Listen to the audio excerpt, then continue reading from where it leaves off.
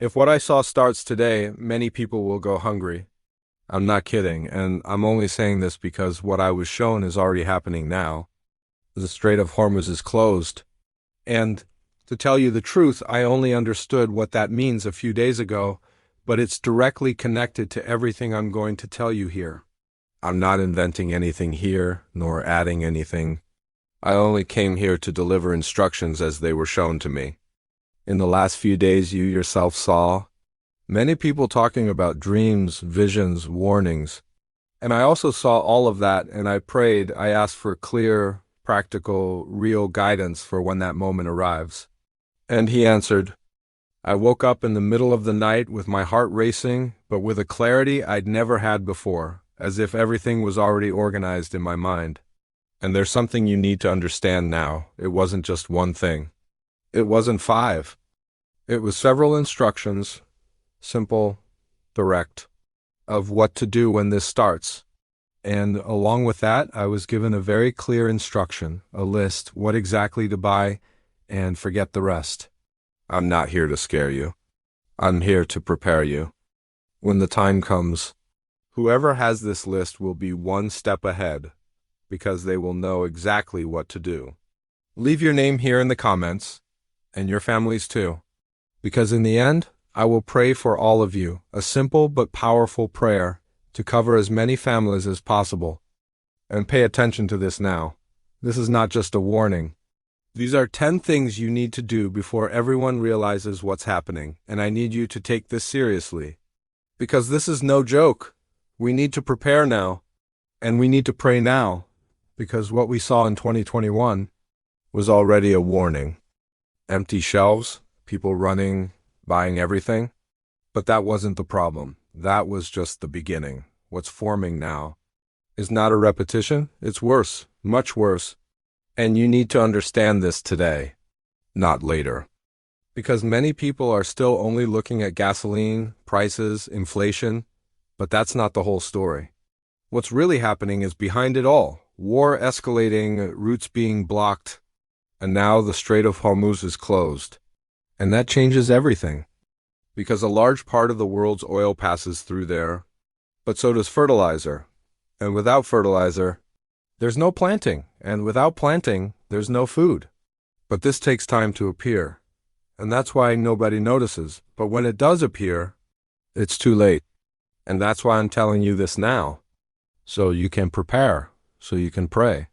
Because when things really get tough, you won't have time to learn. You'll just act, or you'll make mistakes. The second thing I was shown was water, and it came with a different weight. An urgency that I felt in my chest even before I understood why. The word was clear and direct. Son, when the system stops, the water stops too. And whoever doesn't act fast will be thirsty. I need you to understand something that few people know. The water that comes out of your tap depends on electricity to reach you. The entire supply system works with electric pumps. When the power goes out, these pumps stop. What still comes out of the tap for a few minutes is just the pressure that's left in the pipes. After that, it dries up, and it doesn't come back anytime soon. You have a maximum of 1 hour. 1 hour to act before the tap runs dry completely. In that 1 hour, you need to fill everything you have at home, bucket, pot, bottle, pitcher, glass, everything. If you have a bathtub, fill it. A full bathtub can hold almost 200 liters of water. That's gold in a time of crisis. Don't waste this time. Don't stand still trying to understand what's happening. Act first, understand later. There's something almost no one remembers at this time, your water heater. That boiler that's forgotten in the bathroom or laundry room. Inside it, there are between 100 and 200 liters of clean, potable water. But you need to close the inlet valve before the system pressure drops. If you don't close it, that water will go away with the rest. Do this in the first few minutes. It's clean water that's already in your house waiting for you. A family of 4 needs at least 4 liters of water a day just for drinking. If you manage to collect 200 liters in this first hour, you've secured drinking water for almost 2 months.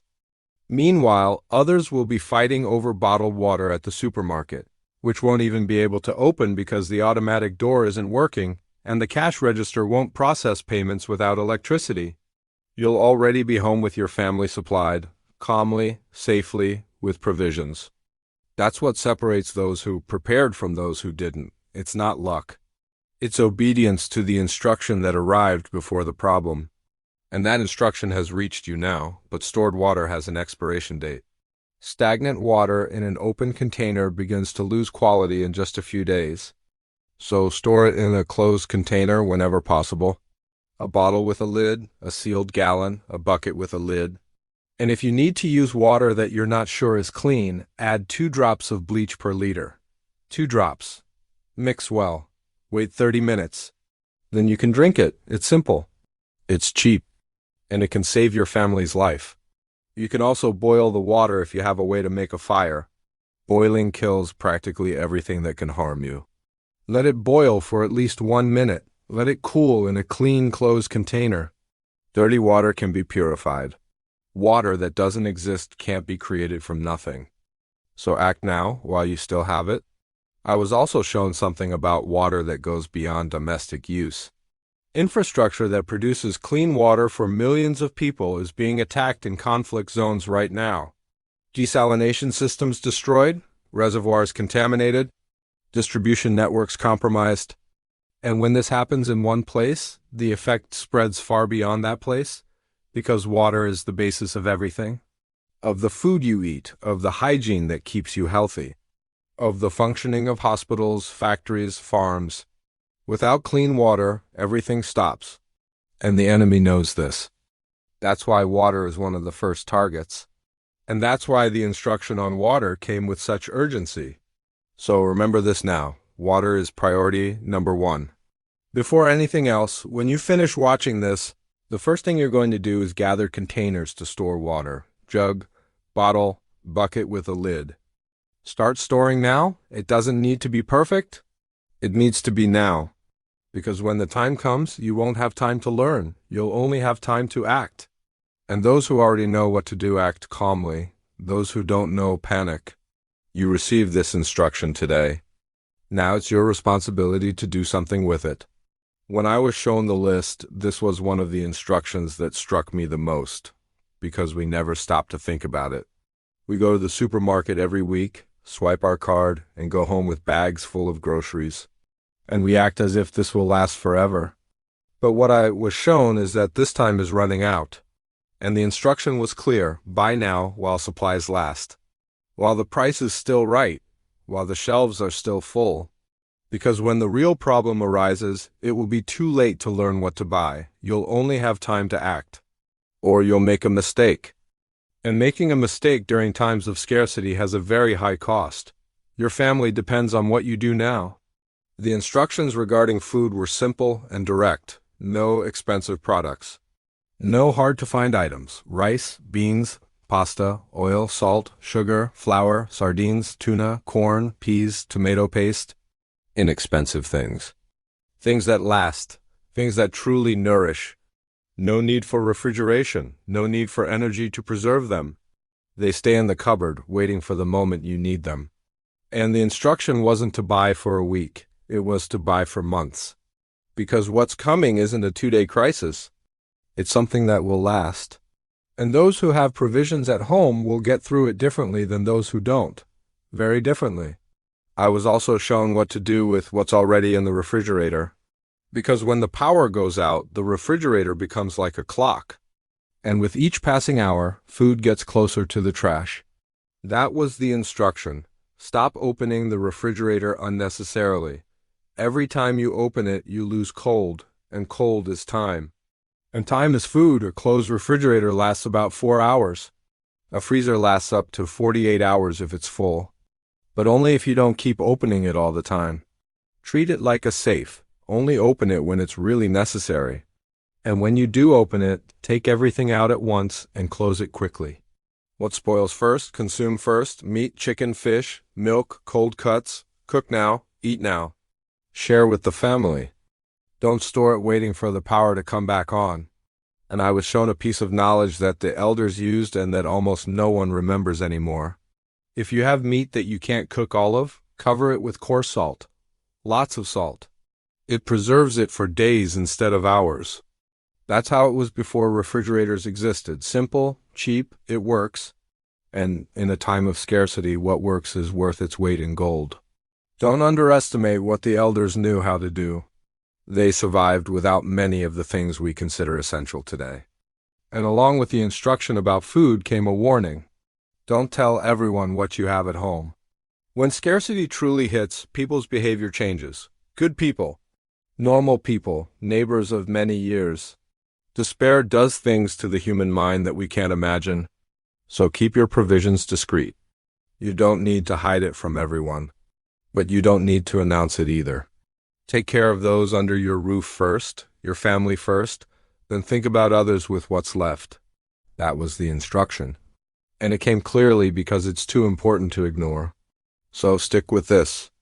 By now, the basics that sustain your family: rice, beans, canned goods, oil, salt, enough for months. Not days. Manage what's in the refrigerator intelligently. Cook what will spoil. Store what lasts. And do it calmly, with faith, without panic. Because you're not doing this out of fear. You're doing it because you were warned beforehand. And those who were warned beforehand act differently from those who found out too late. You're receiving that warning now. What you do with it is your choice. That was one of the instructions that surprised me the most, because we don't stop to think about it. We think money is money. That account balance is money. That Pix Brazilian instant payment system is money. That a card is money, but what I was shown was different. I was shown a huge line in front of a supermarket.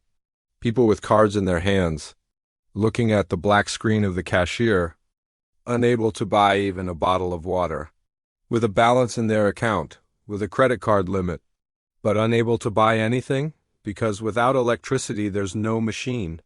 Without internet, without a system, there's no transaction. And then that number you saw on your cell phone screen simply ceases to exist? The instruction was straightforward. Keep cash at home.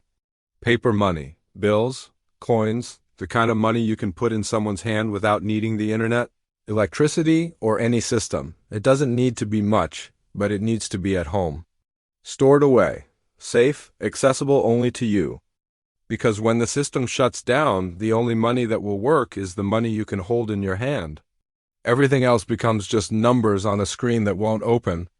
And numbers on a screen that won't open don't buy bread. They don't buy water. They don't buy anything. And along with it came instructions on which bills to keep. Don't keep large bills, keep small bills. 2 reais, 5, 10, 20, because in a time of crisis, nobody will have change.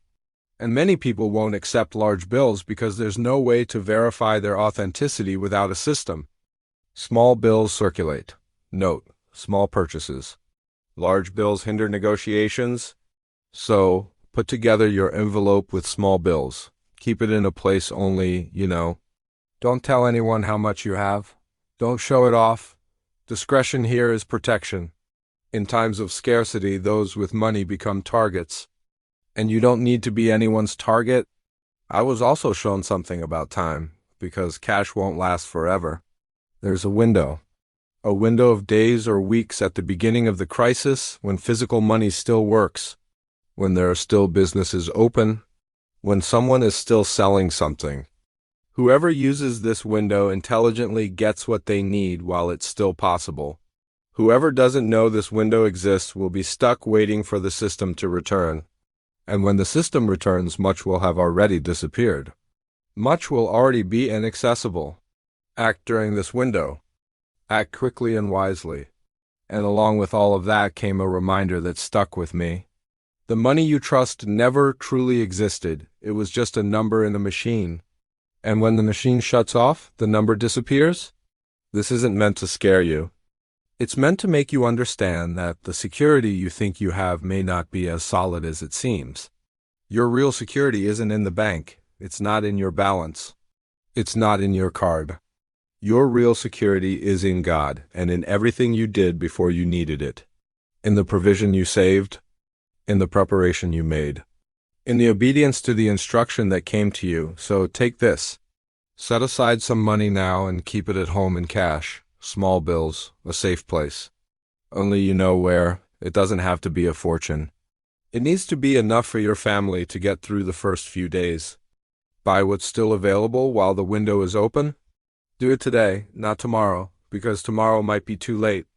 And you're receiving this warning now precisely so you won't be caught off guard. This instruction surprised me, because I didn't expect transportation to be part of the list. But it was. And when it was shown to me, I understood why. I was shown a street full of parked cars, new cars, beautiful cars, modern cars, all parked, all dead. And in the middle of them, an old car passing by calmly, simple, without any technology. Just mechanics. And the word that came along with it was this: not everything that seems old is useless. And not everything that seems new will serve you when you need it. This image stuck with me, because it says much more than it seems. Today's modern car is basically a computer. Everything in it depends on electronics. The engine, the ignition, the brakes, the steering, everything controlled by chips and sensors. And, in a moment of electrical system failure, these components are the first to fail. If the car was running when it happened, it probably won't work anymore. If it was off, some systems may have survived. But nothing can be guaranteed. And when the car doesn't work, your range shrinks drastically. You are limited to what you can reach on foot. And that changes everything in your planning. This is what I was given as instruction. If you have an old car, take care of it. A car manufactured before the 1980s. A simple engine, more mechanical than electronic. No onboard computer, no digital sensors. This type of vehicle has a much better chance of working when all the modern ones are out of service. An old pickup truck, a car with points ignition, an old agricultural tractor. Simple machines made of metal and mechanics that don't depend on digital technology to run. If you know someone who has one like that and everyone makes fun of their old car, remember this instruction. Because when push comes to shove, that old car will be the most valuable on the street. And if you don't have an old car and rely on a modern one, the instruction was this: when it happens, disconnect the battery before trying to start it.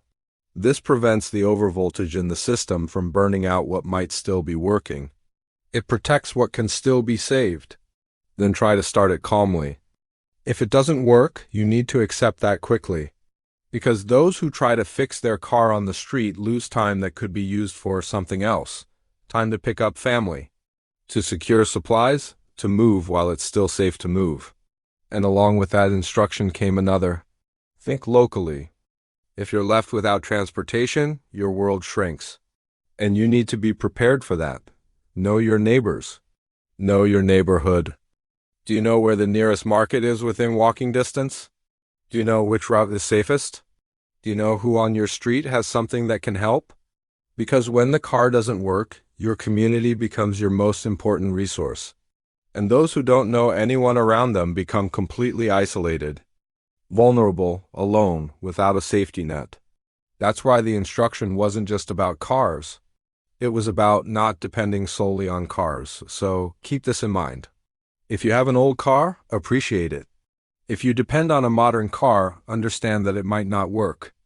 And start thinking about what you would do if you had to get around on foot. Where would you go? How would you get there? Who would you rely on? Because transportation isn't guaranteed. And those who understand this sooner suffer much less later. You're receiving this instruction now, while you still have time to think calmly, while you still have time to plan. This was the instruction that weighed most heavily on me, because it's not easy to talk about this. But it was shown to me and I need to deliver it. I was shown a scene I didn't expect to see. Good people, normal people, ordinary people, doing things they would never do in normal times. And the word that came along with it was this: when the system collapses, hopelessness changes human behavior. I'm not saying everyone becomes a criminal. Most people are good and will try to help. But hopelessness does things to the human mind that we can't imagine while things are going well. When someone hasn't eaten for 3 days, when children are crying from hunger, when fear takes over everything, people do things they never imagined they would do.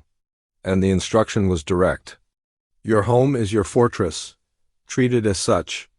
Close everything, door, window, garage, any entrance you have to your house needs to be locked. If you can reinforce the downstairs windows, do it. You don't need to build a bunker. You need to close off easy opportunities. Because those who are desperate don't seek out difficulties, they seek what is easy to access. And a house with an open window and an unlocked door is an easy opportunity. Don't give that opportunity to anyone. Protect what is yours. Protect those who are with you. I was also shown something about vigilance. If you're with family, take turns.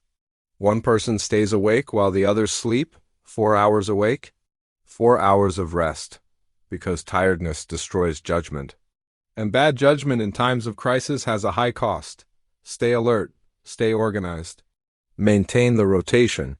And I was given a principle that stuck with me. Don't draw attention to yourself. If your refrigerator is working, don't light up the whole house.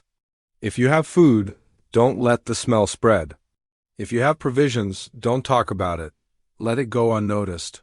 Not out of dishonesty, for protection.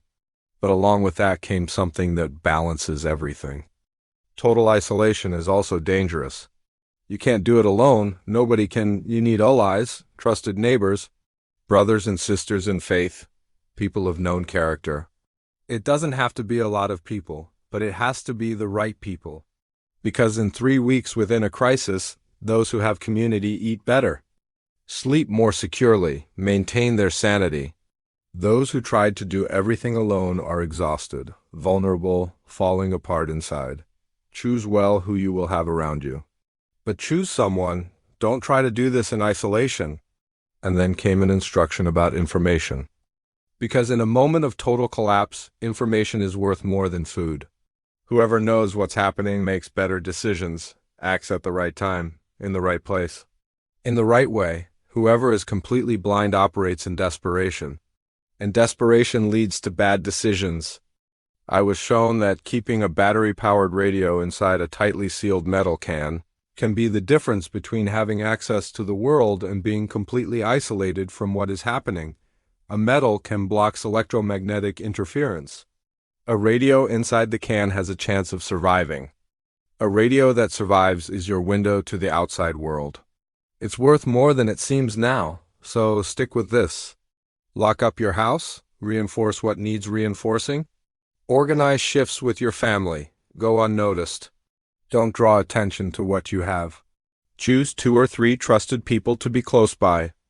And keep a battery-powered radio in a sealed tin. Simple things, practical things, that make a huge difference when the moment gets tough. You're receiving this instruction now, while it's still simple to prepare. Because when the moment arrives, you won't have time to learn. You'll only have time to act. That was the last instruction I received. And it was the one that carried the most weight of all. Because after everything that was shown, after the water, the food, the money, the transportation, the security, after all that, the last word was this: none of this will be enough without faith. I was shown 2 people going through the same crisis. One had provisions, had a plan, had everything organized, but was broken inside. The other had fewer resources, more difficulties, but had God in their heart. And the question that came with it was direct. Which of the 2 do you think will get through this completely? I knew the answer even before I finished hearing the question. Because there will come a moment in this crisis, and I guarantee you it will, when the situation will seem impossible. When fear will hit you in a way you've never felt before. When you'll look around and see no way out. And at that moment, provision won't solve it. Plans won't solve it. Cash won't solve it. Only faith will sustain you at that moment. Only the certainty that God is in control when everything around seems out of control. Only the peace that surpasses all understanding. That peace that the world cannot give and that chaos cannot take away. That is the most important resource of all. And it's the only one that no crisis can destroy. The instruction on faith was practical as well. Pray, every day without exception, even when tired, even when afraid. Even when speechless, gather your family and pray together. Read the Bible even in the darkness, even with a trembling voice. The Word of God is a lamp to your feet and a light to your path. And you will never need this light more than in a moment of real darkness. Remember what is written. God has not given us a spirit of fear, but of power, of love, and of self-control. When everything around you panics, your peace will be your greatest testimony. People will look at you and ask, "How are you so calm? How are you managing?" And you will be able to answer, "Because I know in whom I have trusted." I was also shown that times of crisis are times of harvest. People who never wanted to hear about God will be desperate for hope. They will be searching for something that money can't buy, that the government doesn't offer, that no human system can provide. And you, prepared in body and spirit, will be able to be an instrument in the Lord's hands. Not just surviving, serving, not just resisting, giving testimony. Because that's what you were prepared for. Not just to get through it, but to take others along. That was one of the strongest parts of everything I received. And I needed to share that with you. So let me summarize everything that was shown. Water first. Now store it. Basic food, rice, beans, canned goods. In quantity, cash, small bills. Safe place, transportation, understand your limitations. Think locally, security, lock your house, trust few, go unnoticed. And above all, faith, prayer, God's word every day. It's not complicated, it's simple. It's direct, it's practical. The way it was shown to me. The way I'm delivering it to you now. Without inventing, without adding, without changing anything. Just delivering what I received. Because that's why I woke up in the middle of the night with my heart racing to reach you. Before I finish, I need to fulfill what I promised at the beginning. Leave your name here in the comments. Yours and your families, because now I'm going to pray for each of you. Heavenly Father, thank you for every person who has come this far.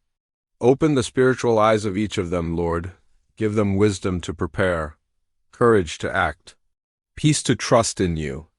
Protect each family represented here, the children, the parents, the siblings. May every home that left its name here not lack provision. May it not lack health. May it not lack faith. May the angels of the Lord encamp around each home. May, when difficult days come, your people be firm, prepared, standing. In the name of Jesus, amen.